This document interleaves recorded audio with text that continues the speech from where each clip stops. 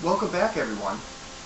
The question of the day is, are we living in the land of the free, or are we living under a totalitarian masterclass? I believe it's the totalitarian masterclass. It's where we are today in the United States of America. Right now, I want you to bear with me because I'm going to read some of the reasons why I believe that we are living under a totalitarian masterclass. Recent American events point... Recent American events paint an ominous picture of a masterclass that is now in total control. When 90% of the American people vehemently rejected the $700 billion TARP bailout plan, the masterclass put it on the fast track and approved it anyway. When a clear majority of the American people said no to the government takeover of Chrysler and GM, the masterclass poured billions of taxpayer dollars into the corporate sinkholes and took them over anyway. When the people said no to multi-trillion-dollar crony bailouts for the bankers and insurers whose corruption had caused global financial mayhem, the government pledged to those elite insiders more than $13 trillion of people's money anyway. When the people expressed astonishment and anger that Wall Street planned to pay itself record 2009 bonuses in the midst of America's worst ever fiscal and financial crisis caused by them, Wall Street stuffed its pockets with taxpayer-supported bonus money anyway. When the people said no to the proposed $40 billion bailout of AIG and its elite trading partners such as Goldman Sachs, an amount that subsequently exploded to $180 billion, the masterclass went underground, covertly misappropriated taxpayer money, and made the payoffs anyway. When the Fannie and Freddie Mac were nationalized at enormous taxpayer expense, the government approved 6 million individual pay packages in 2009, 150 times the average American wage for the CEOs of both failed companies anyway.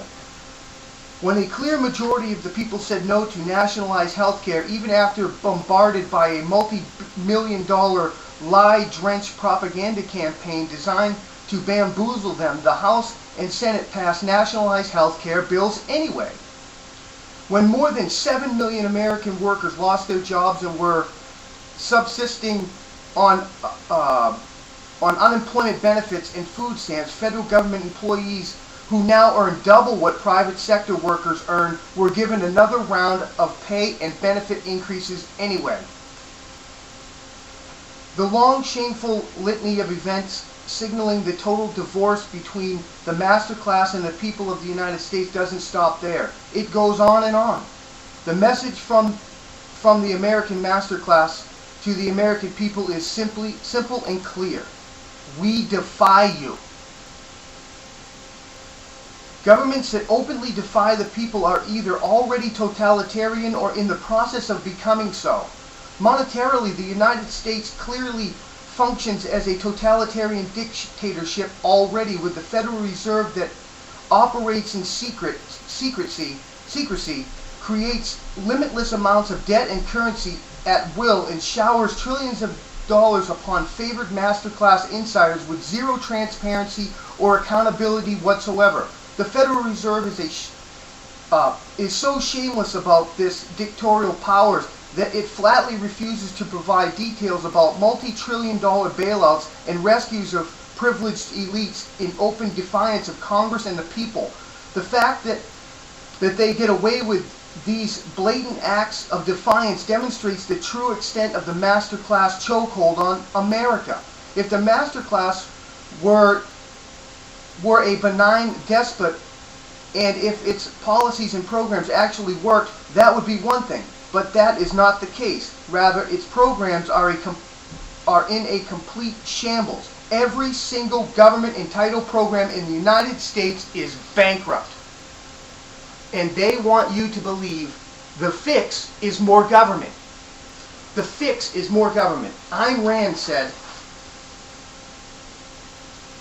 these entitlement programs are what is killing the United States of America. Ayn Rand said, she railed against the idea that we are our brother's keeper, Rand says.